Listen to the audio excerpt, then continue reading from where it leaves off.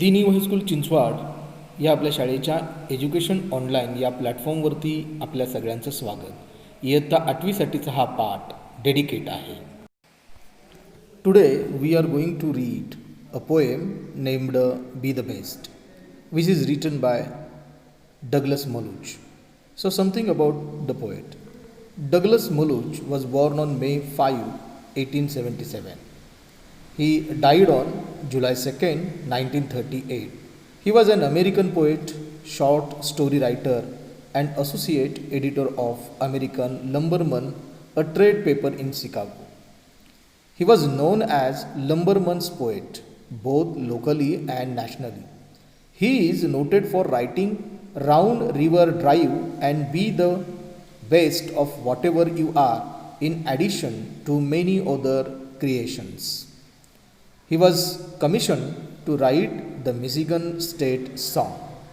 He has written number of poems, but for examples, only some of the poem names have been mentioned in the picture itself.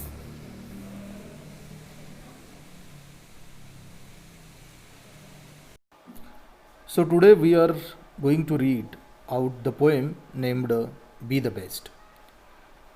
If you can't be a pine on the top of the hill, be a scrub in the valley, but be the best little scrub by the side of the reel. Be a bush if you can't be a tree.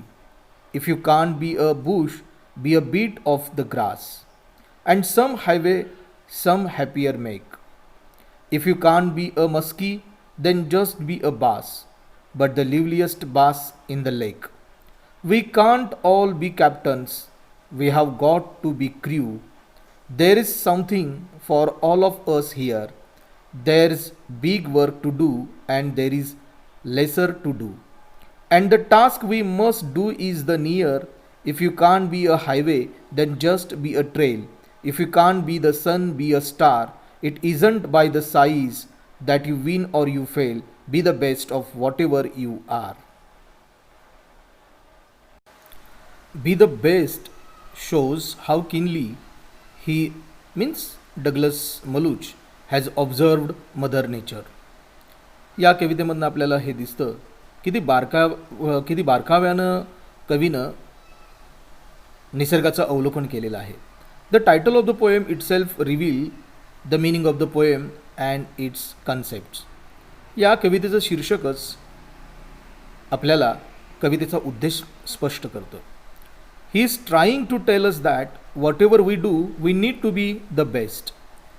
आपल्याला कवितेमध्ये कवी सांगतोय की तुम्ही जे काही कराल, कोणतीही गोष्ट कराल, कोणत्याही पदावरती काम कराल, ते तुम्ही सर्वोत्तम केलं पाहिजे. या कवितेमध्ये पहिल्या स्टांजामध्ये पाईन, स्क्रब याची उदाहरणं तो देतोय.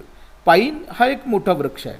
आपल्याला पाईनसारखं मोठाला वृक्ष होता आलं नाही तर निदान आपण झुडपासारखं छोटं झुडूप जरी असलो तरी देखील आपण सर्वोत्तम काम करू शकतो. छोटं झुडूप देखील मनाला आल्हाददायक असं वातावरण देतं, मनाला भारावून टाकतं. पाईन वृक्षा एवढं मोठं होता आलं नाही तर निदान स्क्रब इतकं छोटं बनावं, हा संदेश आपल्याला कवी आपल्याला देतोय. थोडक्यात काय, कवी आपल्याला सांगतोय की तुम्ही जे काही कराल त्याच्यामध्ये सर्वोत्तम बनण्याचा प्रयत्न करा. He has used examples from the nature to convey his message. आणि या कवितेमध्ये त्यानं असंख्य उदाहरणं त्यानं दिलेली आहेत की ज्या उदाहरणामध्ये तो आपल्याला सांगतोय की तुम्ही जे काही बनाल, जे काही कराल त्याच्यामध्ये सर्वोत्तम बनण्याचा, सर्वोत्तम काम करण्याचा प्रयत्न करा. The poet wants us to know that no job is less important and we need not be ashamed of what we are. या कवितेमध्ये कवी आपल्याला सांगतोय की कोणतंही जगातलं कोणतंही काम हे कमी महत्त्वाचं नसतं. प्रत्येक काम तितकंच महत्त्वाचं असतं आणि कोणतंही काम करत असताना आपल्याला लाज वाटता कामा नये. या कवितेमध्ये आपल्याला एका स्टांजामध्ये कॅप्टन आणि क्र्यू या दोन गोष्टींबद्दल, दोन संकल्पनांबद्दल तो आपल्याला सांगतोय. खरं तर कॅप्टन व्हायला कोणाला आवडणार नाही, पण प्रत्येकालाच एखाद्या जहाजाचा कॅप्टन किंवा कप्तान होणं शक्य होईल का? हाताची पाची बोटं सारखी असतात का? प्रत्येकालाच मोठ्या पदावरती जाता येणार नाही आहे.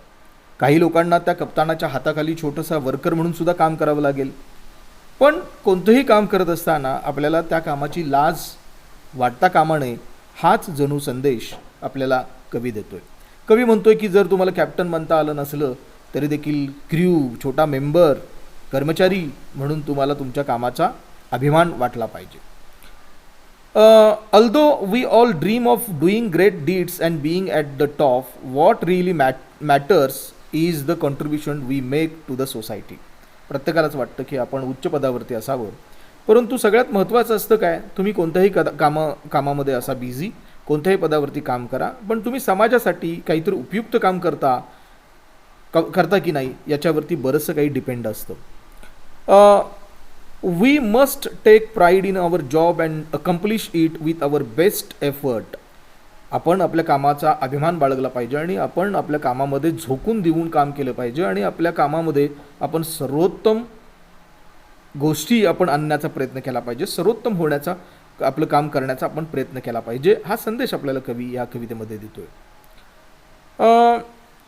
It's good to be a pine tree on the top of the hill, but you can still be noticeable by being the best bush beside the stream, making the valley beautiful.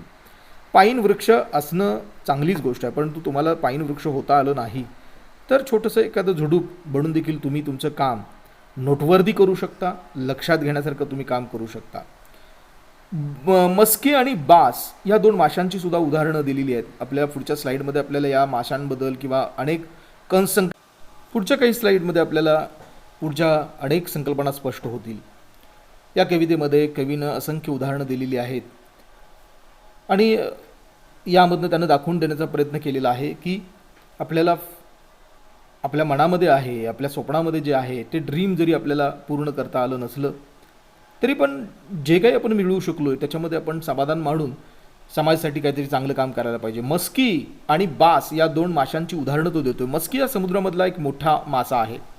हा मासा आपल्याला बनता आला नसला तरी देखील बास सारखा छोटासा मासा बनून लोकांना उपयुक्त, आता खरं तर बास हा मासा लोकांच्या खाद्यामधला एक प्रमुख अशा प्रकारचा मासा आहे.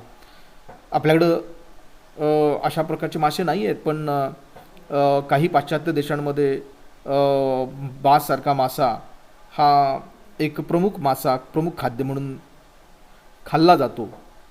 मस्कीसारखा मासा हा आपल्याला लोकांना पकडता येत नाही आहे, पण बाससारखा मासा बनून का होईना आपण लोकांना उपयोगी पडू शकतो. हे बास आणि मस्की या दोन माशांच्या उदाहरणावरून कवीनं आपल्याला सांगितलेलं आहे. आपल्याला कवितेमध्ये पाईन, स्क्रब याची उदाहरणं देतोय हा कवी. कॅप्टन आणि त्याचे क्र्यू मेंबर्स, कर्मचारी या दोघांची उदाहरणं देतोय. बास आणि मस्की या दोन माशांची उदाहरणं देतोय आणि कवी आपल्याला समजावून सांगतोय की कोणतंही काम करा पण ते काम सर्वोत्तम करण्याचा प्रयत्न करा.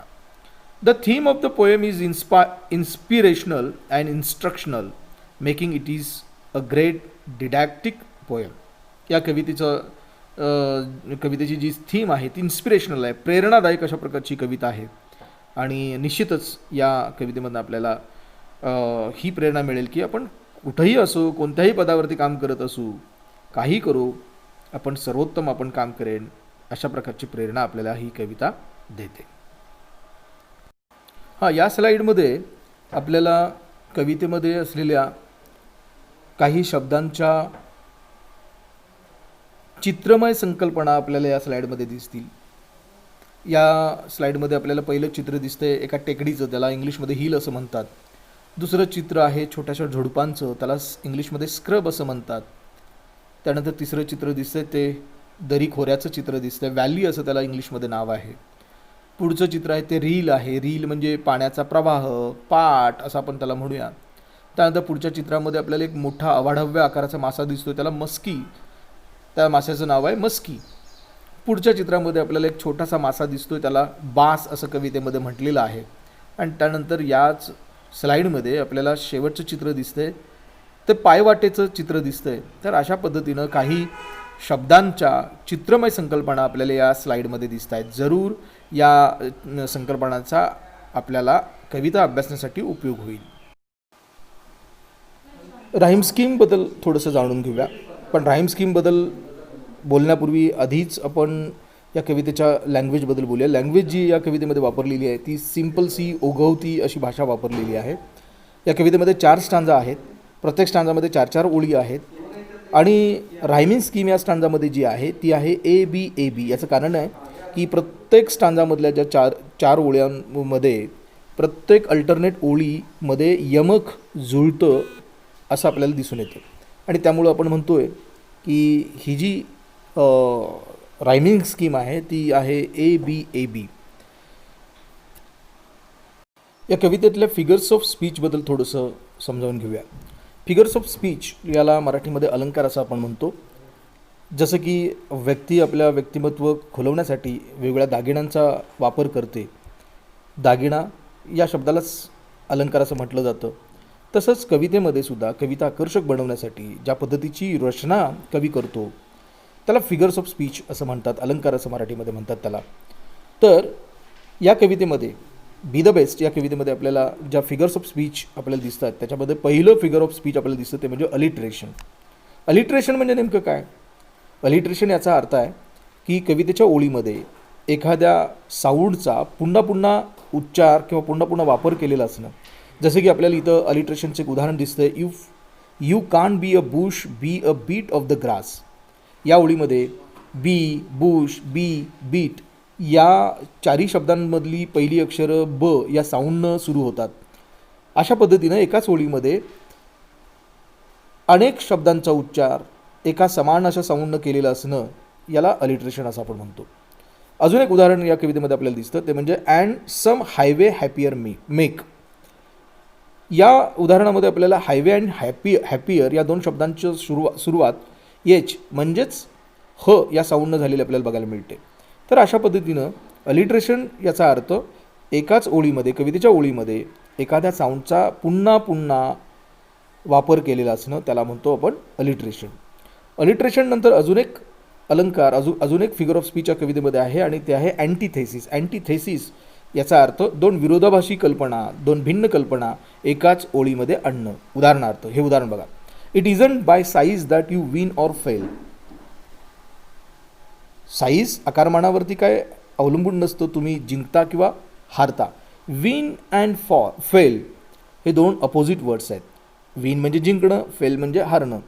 अशा पद्धतीने 2 अपोजिट गोष्टी, 2 अपोजिट टर्म्स, 2 अपोजिट वर्ड्स, 2 विरोधाभासी असलेले शब्द जेव्हा एकत्र एकाच ओळीमध्ये वापरलेले असतात तेव्हा ते उदाहरण फिगर ऑफ स्पीचमधलं अँटीथेसिसचं उदाहरण होतं. ही गोष्ट आपण लक्षात घेतली पाहिजे. अतिशय सोप्या भाषेमधली ही कविता बी द बेस्ट डगलस मलूच यांनी लिहिलेली कविता आपण समजून घेतली आणि या कवितेचा आपण अभ्यास केला. हा व्हिडिओ आपण पाहिला त्याबद्दल आपल्या सगळ्यांचं मनापासून धन्यवाद.